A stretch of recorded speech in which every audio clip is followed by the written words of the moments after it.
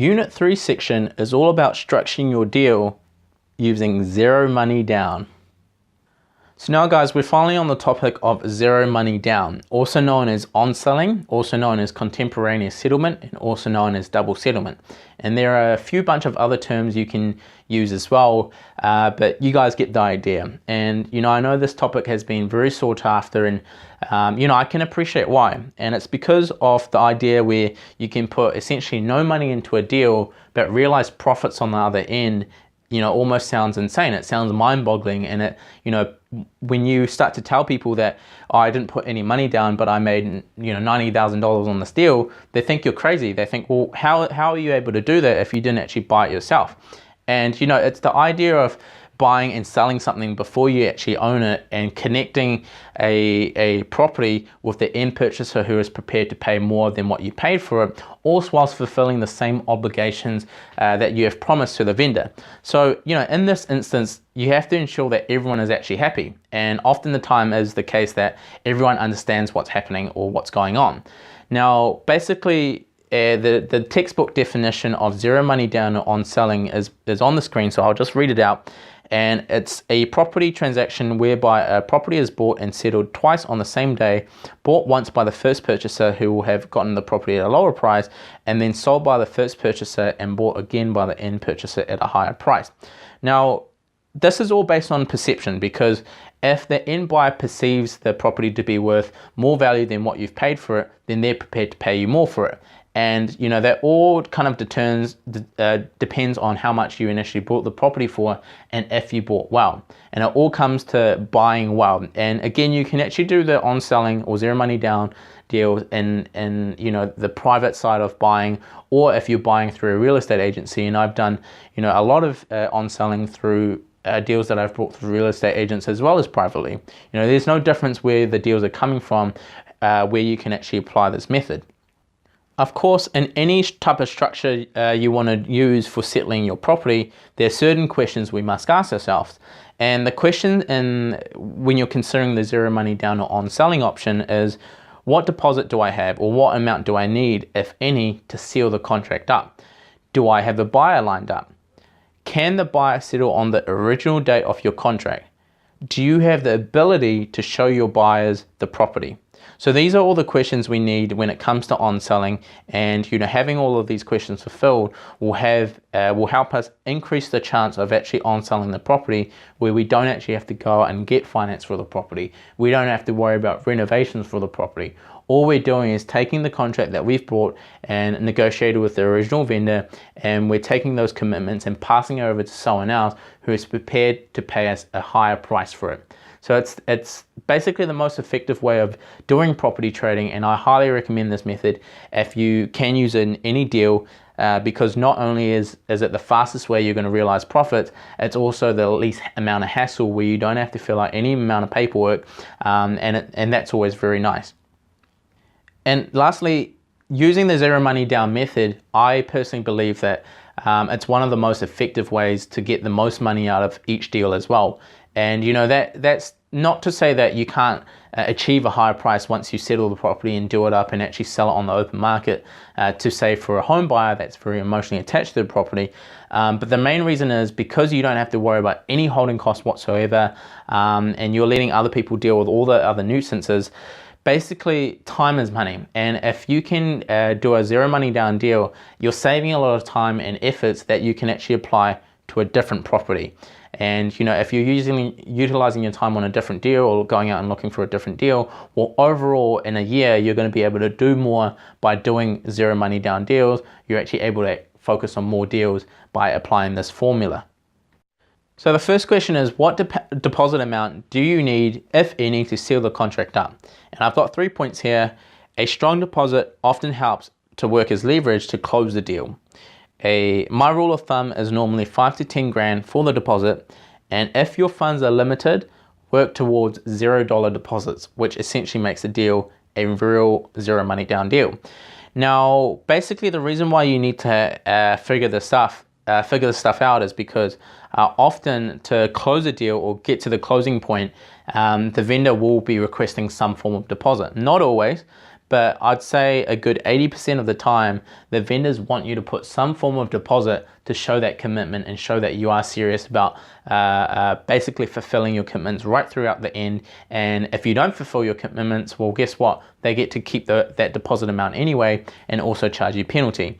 So that's one reason why you want to have at least some form of money saved up or ready to go when you are going out and doing deals, even if you do have the intention of doing it as an on sale and have a buyer ready. It just helps work as leverage to get you a better price and to actually close the deal.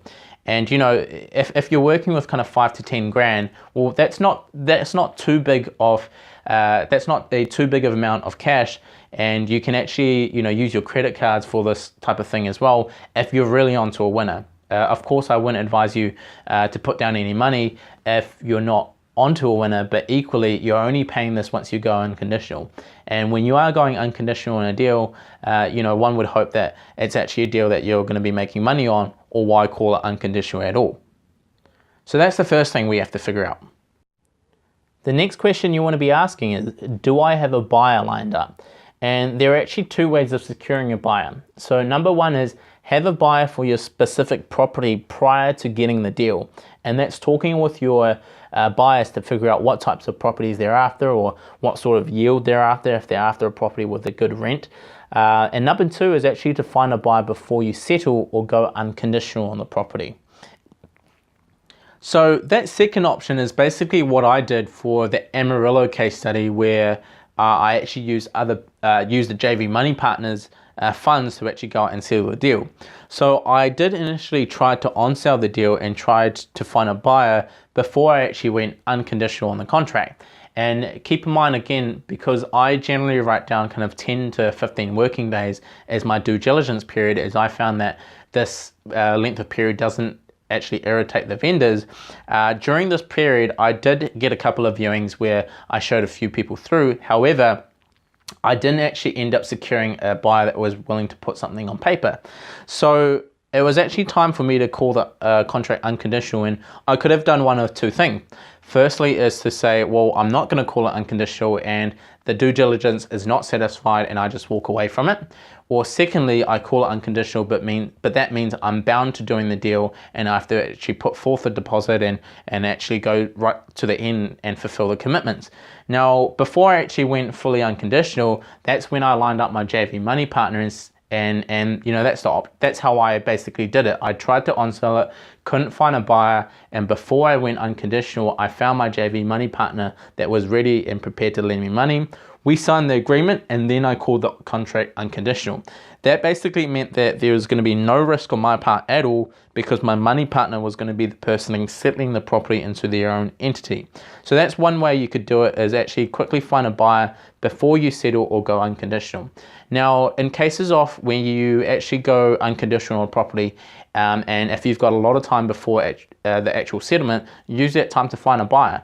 But you definitely want to be sure that if you are calling unconditional, even if you can't find a buyer, unfortunately you'll still be obligated to fulfill those commitments. So just be very careful with that. I suggest that, especially when you are starting out, to only go unconditional once you already have a JV Money Partner in place or a buyer in place, and not to really go down the route of calling something unconditional if you don't already have a buyer in place.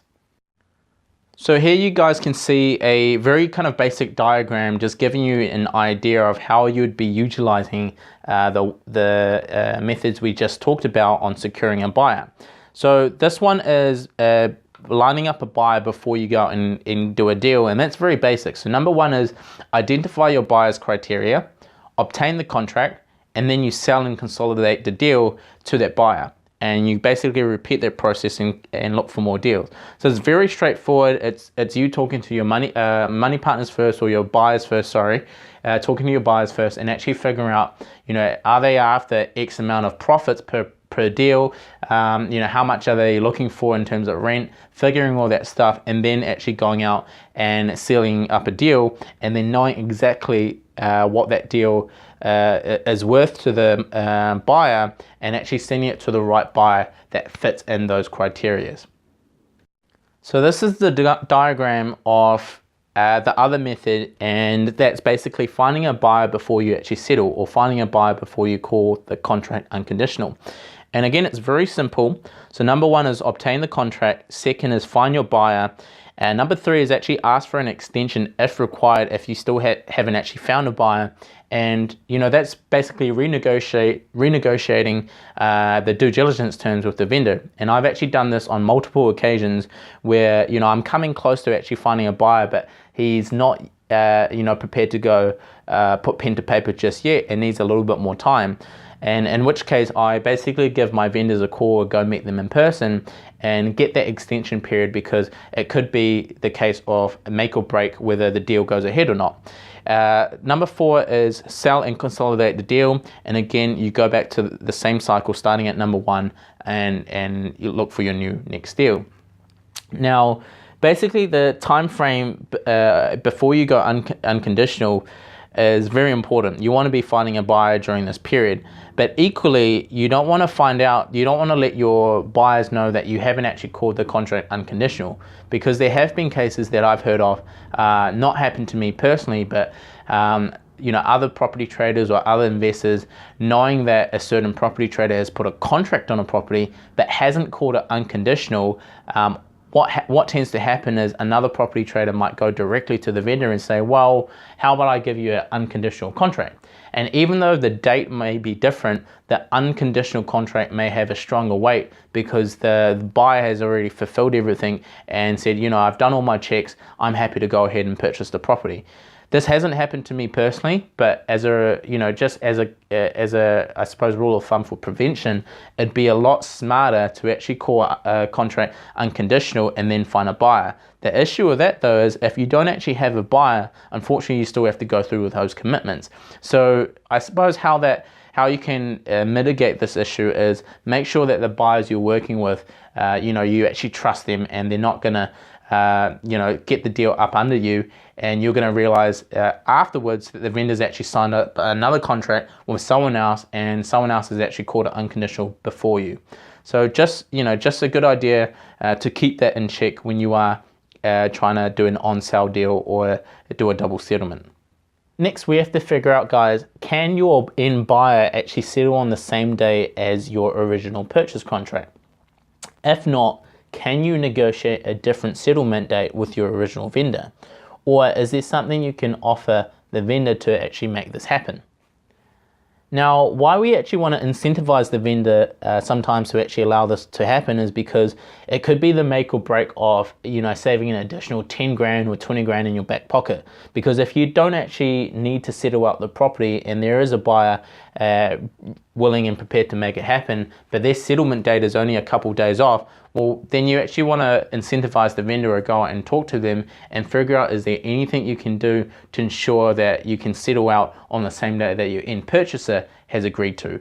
And that can save you so much money in terms of just the holding costs and establishment fees and stuff like that. And it also means you don't have to worry about renovating the property if it needs to be renovated, and worry about actually selling it. You don't have to worry about any of those hassles, and all you're actually doing is taking the contract and giving it to someone else who is prepared to pay you more for it. So it's really important if you can actually work out the same date either as your original purchase contract, or if the vendor is able to actually shift it into the end purchaser's settlement date as well.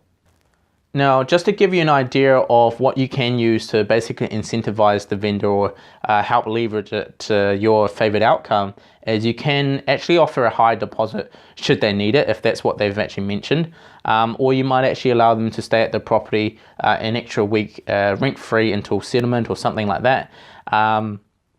And basically, it all comes down to asking. If you don't ask, you're not going to get. And a lot of the times where I've worked with vendors, I've realized the last thing they actually want is the deal to fall over as well, because they've actually made commitments on their end, whether they've bought a new property or whether they've actually bought plane tickets or already started tidying up the house or moving a lot of their personal items. So, they don't want the deal to fall over either, and often it's been the case that I didn't have to incentivize the vendors at all, and they're actually happy to shift the date, 1 or 2 weeks out according to what my end purchasers wanted. Now, at times where vendors absolutely can't shift away from the settlement date, and it may be the case that your end purchaser wants to put a settlement date that's going to be a bit after than what you've originally agreed. Well, then basically you want to work out what the penalty interest is going to be for settling late with your original vendor.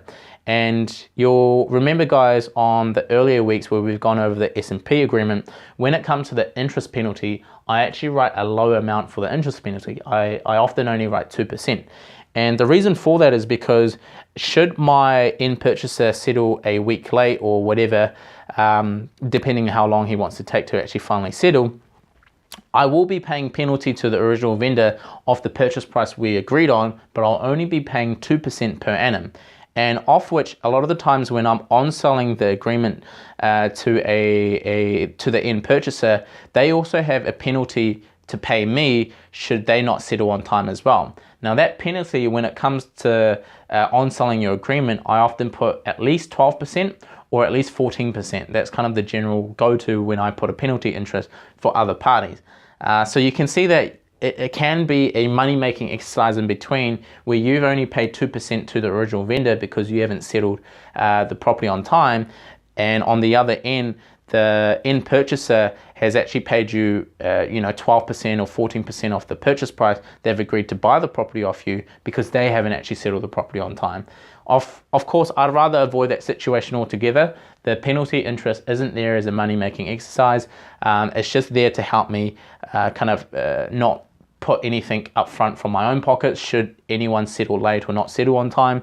But the best solution is, of course, to settle on time and fulfill your commitments that you've actually promised to the original vendor. So guys, on the screen here, I just want to take a moment to talk about two different methods to actually on-sell. Now, on-selling is still essentially the same idea of buying and selling something that you haven't actually settled and, obviously selling it at a higher price than your initial purchase price. But there are actually two different methods. Now, contemporaneous settlement or on-selling and double settlement is normally focused around the idea where there's two sales and purchase agreements involved. So one for you and your vendor and another one for you and the seller. And basically there are lawyer fees incurred for both purchasing and selling. And the end buyer doesn't actually see your original contract. So there are benefits in doing this because sometimes you don't want the end buyer to figure out what you've purchased the property for.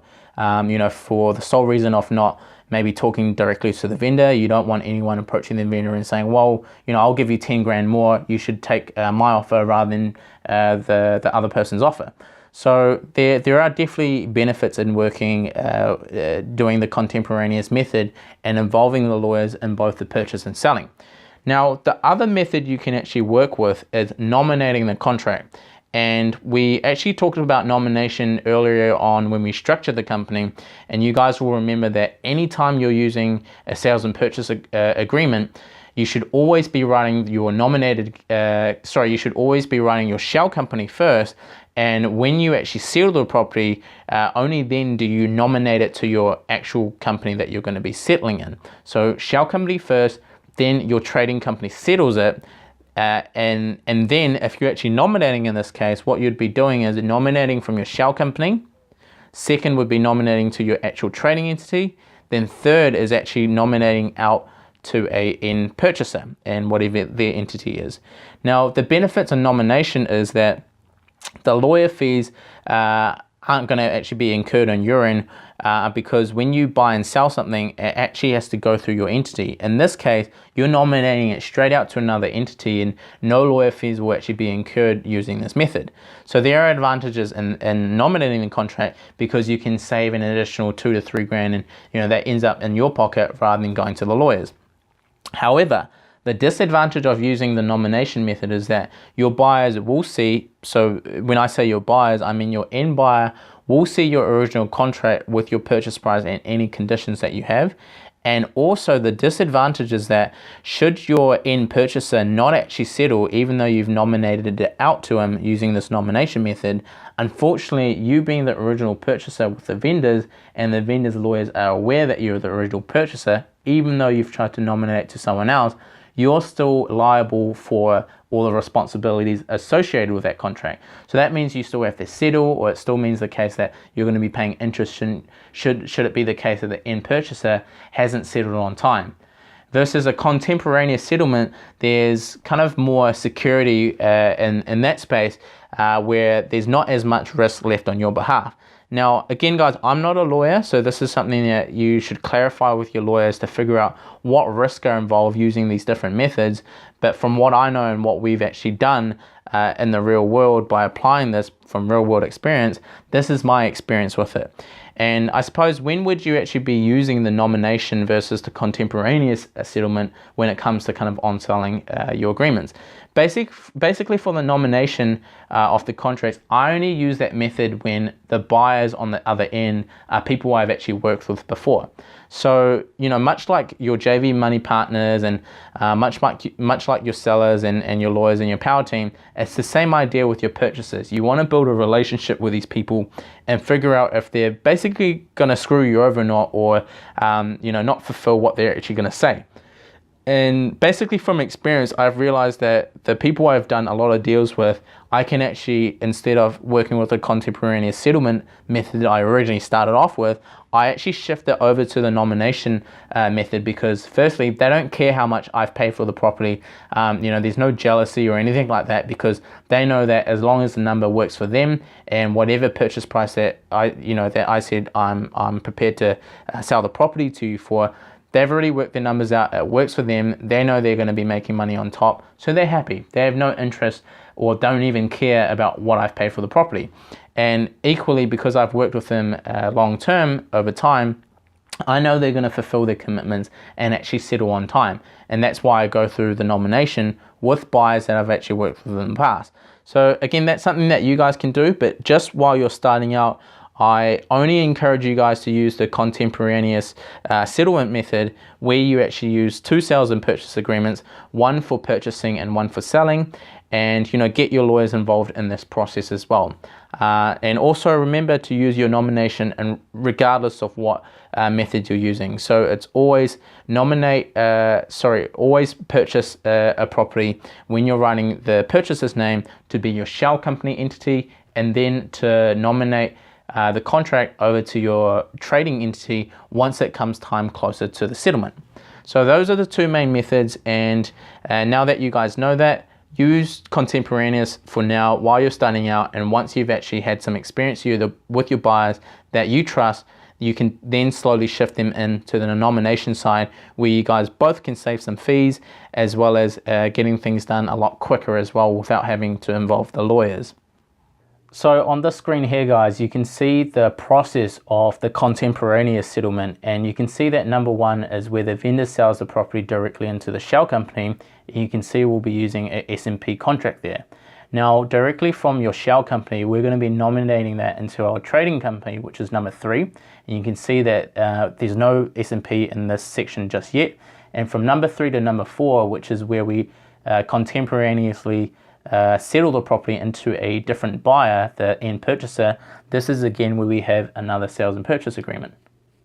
So on the screen here, guys, you actually see an example of me purchasing a property for $490 and me actually selling the property at a higher, or it's actually a GST registered buyer, so the price ended up being $460. I didn't lose money on this, but if you remember the GST section, if we pull 15% from the original purchase price of $490, it will be a lot less than the sales price of $460.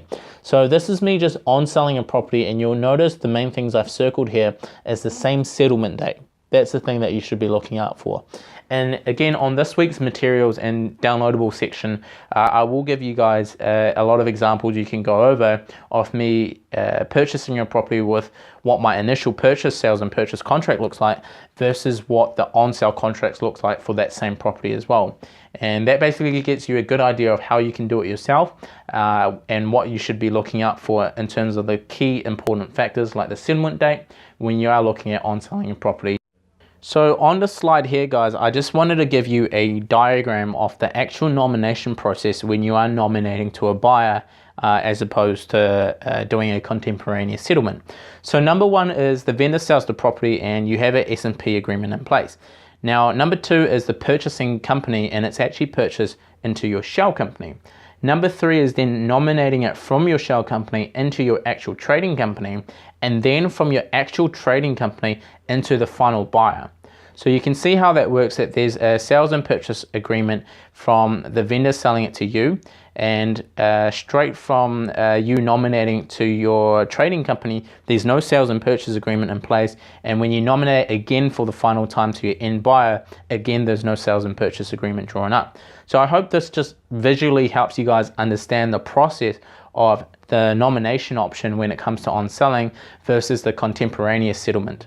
So guys, on the screen here, you'll just see an example of how the nomination process is done by actually using a sales and purchase agreement, also using the nomination forms. So step 1 again is to purchase into your shell company, and that's what we'll be writing down on the actual sales and purchase agreement.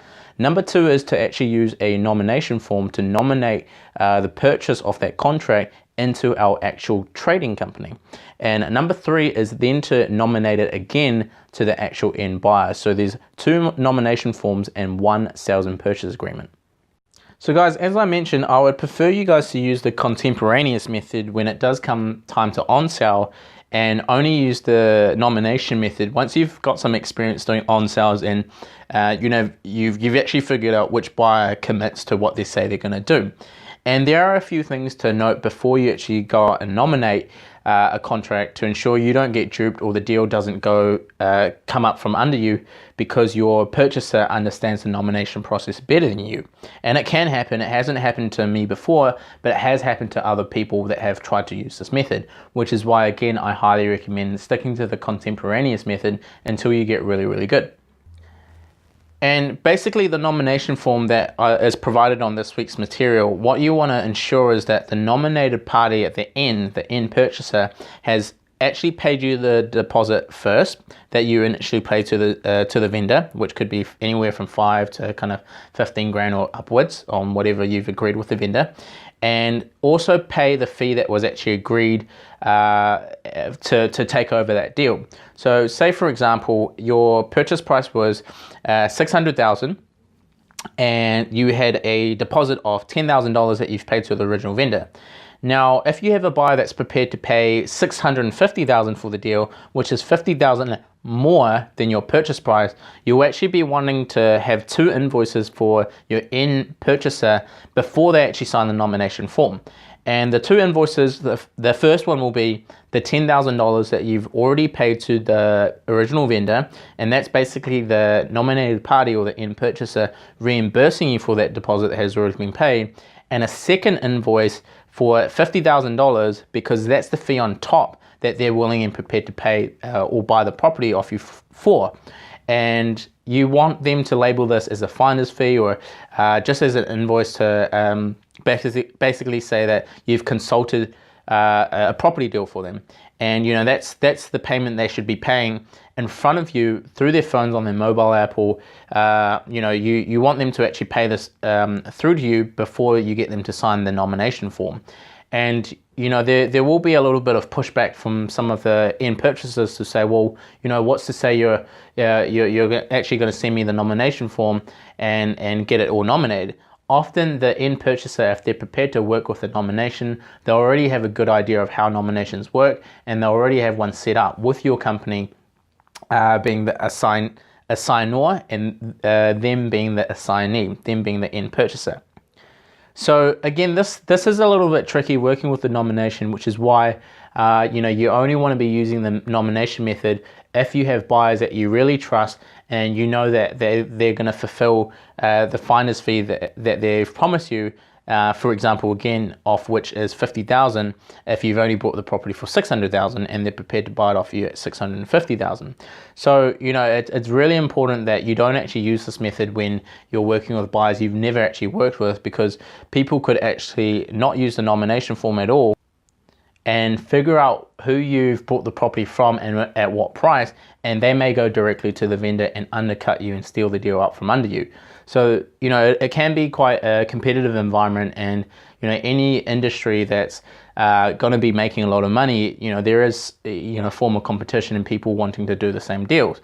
And if that's the case and they actually have the information, you know, that gives them leverage to go straight to the vendor and say, well, I understand that, this person's prepared to pay 600,000 for the property. Why don't I give you 610,000, or why don't I give you 620,000? And, you know, if you haven't actually called it unconditional, well, guess what? That buyer or the seller may actually just re-sign the agreement with that new purchaser, and your agreement will basically mean nothing, or it could be voided, or it can be a long and lengthy legal battle just to show that, you know, you were in line first, and you were actually first in line to actually buy the property. So if you can avoid it, it's best to avoid it, but I've just broken down how you actually use the nomination method should you actually want to go out and use it when you're ready. So this question here, having the ability to show buyers the property, actually helps the process in increasing your chance of actually on selling it, which often ends up increasing your profits as well. And basically, guys, the easier the access is, the more buyers you can show. You want to incentivize the vendors or tenants that occupy the property, and that makes a big difference in getting you more access to the property. Ensure you have good photos if access is going to be limited, so at least you can send it via email to your buyer's database and figure out if you have interest in the property. And, you know, I've done it in a way that a lot of the properties that I'm working with, I actually have a set time where I'll be coming in every week, and during that period is when I bring all my tradies through, as well as any buyers as well. And basically why I want to bring two groups of different people as well as tradies and my actual buyers is, not only am I going to be scoping out the property to figure out, you know, if I can't find a buyer, what do I need to do when it comes time to settlement and, you know, renovations? What am I actually going to be doing? How much am I going to be spending? And equally, if I realize that a buyer is prepared to take the property off me, well, guess what? I'm just going to leave the renovation stuff aside and leave my scope sheet aside and just on sell the property. But I'm basically killing two birds with one stone in one access viewing, and that's what I highly encourage you guys to do, is basically use a viewing to try to do as much as you can, because not only does that help out with your vendors by not being a nuisance to their work life or their everyday routine, but equally it allows you to get as much information as you can from all the relevant parties and gives you an idea if you can actually on sell it, or if you are going down the route of actually settling the property yourself, or if you have to go out and get a money partner to actually help you settle the deal. So having access is a crucial part of helping you on sell the property and increasing your chances for that. Now, when it comes time to on selling, guys, there are important clauses we must put in the further terms of sale page on our sales and purchase agreement that actually helps the process of us on selling a lot easier. Now, firstly, you want to cover the due diligence clause, which is always a clause I always put in regardless if I'm doing an on sale or settling the property or using other people's money. And this is the same clause that we actually covered in week 1, and it still applies now. And that's the due diligence clause, where I say the vendor allows the purchaser 15 working days for due diligence upon their discretionary satisfaction. This is for the sole benefit of the purchaser. The vendor also allows reasonable access over the next 15 days for this process. Now, the reasonable access is all dependent on your relationship with your vendor and how comfortable they are letting you access the house for a second viewing or third viewing. Now, although I've actually written down the vendor needs to allow you reasonable access over the next 15 days, I don't think the sentence in this clause will actually hold up in court if they choose not to let you access the property. And that's just unfortunate, but it all depends on their scheduling and how easy and convenient it is for them to actually open up the property for you.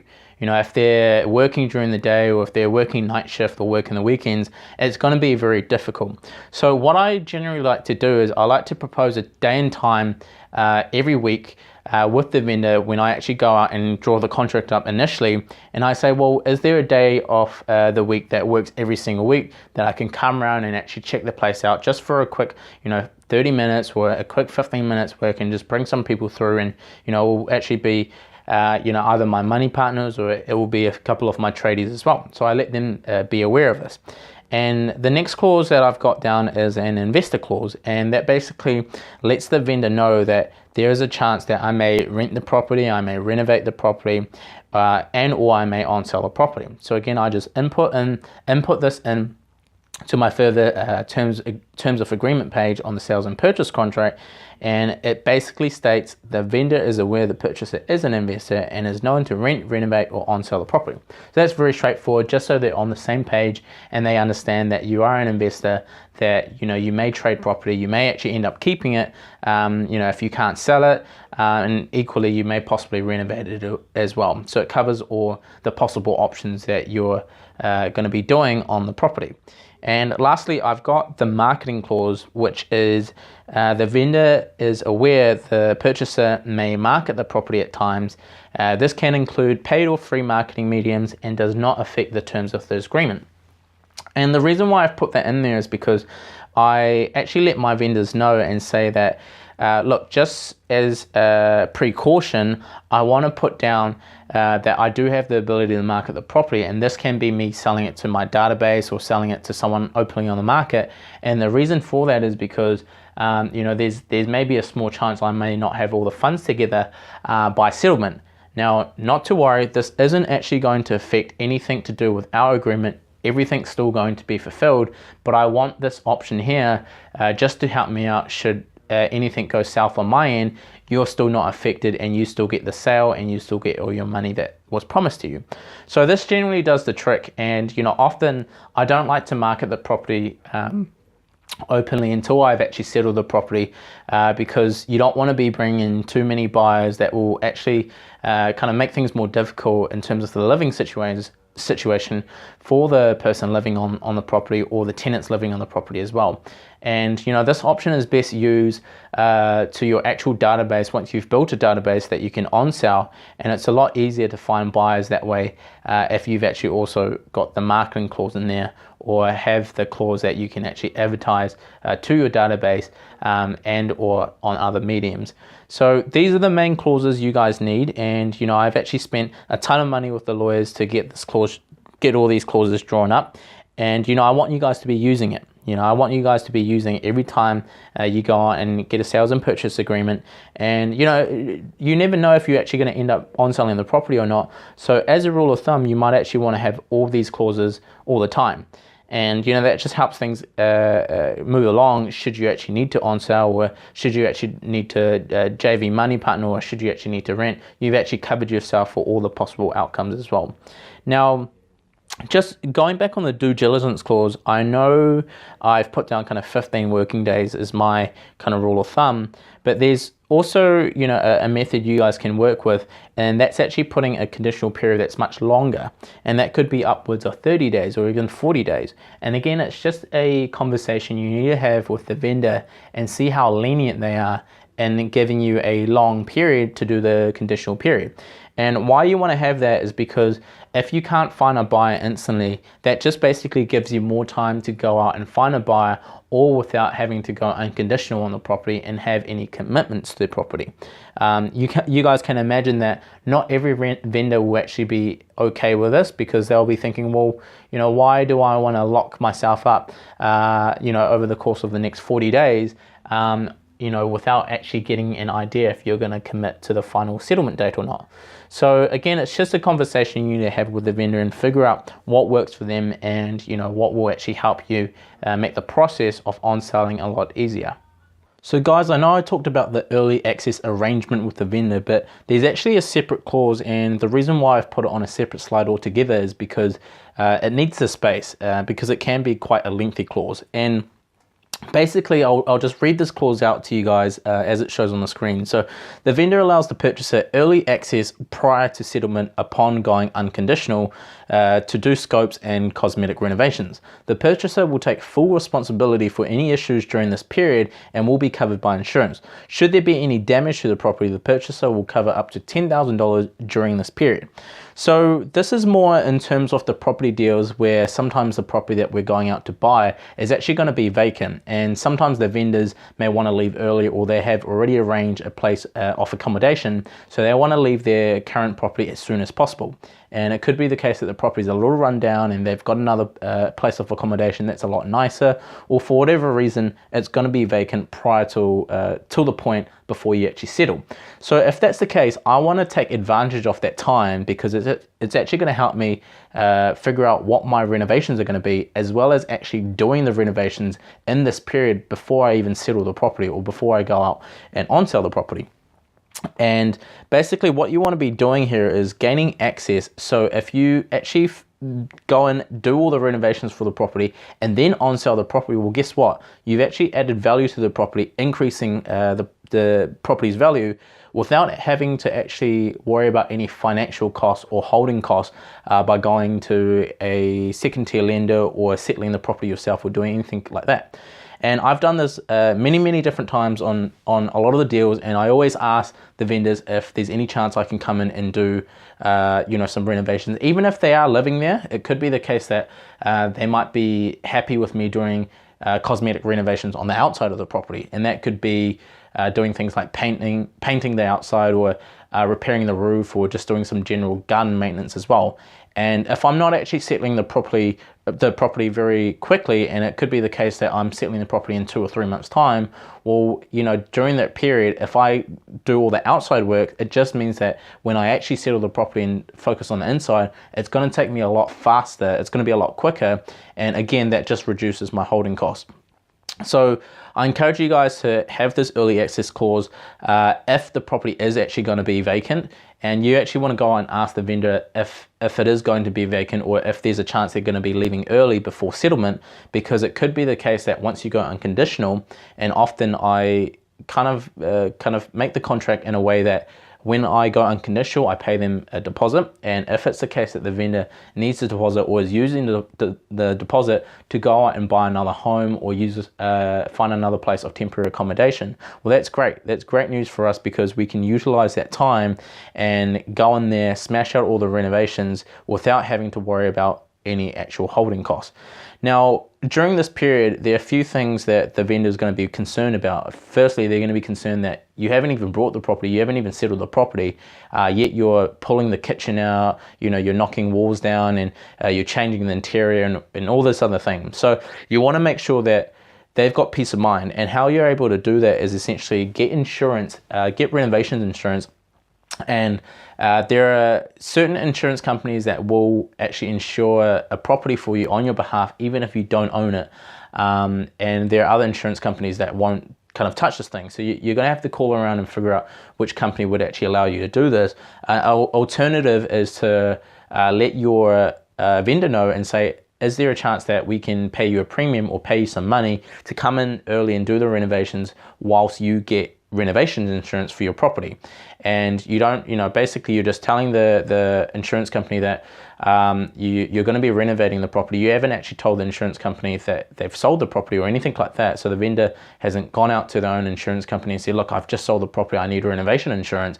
They're going to say, well, you've just sold it, why are you doing renovations, right? It's going to sound a little strange. So you may want to ask the vendor and say, hey, is it possible for you to go out and get renovation insurance so that if anything happens during this process, you're going to be covered from your insurance. However, should there be any excess damage that your insurance won't cover, and of course, if you're going to be paying an excess, I'm happy to pay that for you should anything go wrong. But trust me when I say this, out of all the properties that we've worked on, there's never once been an issue.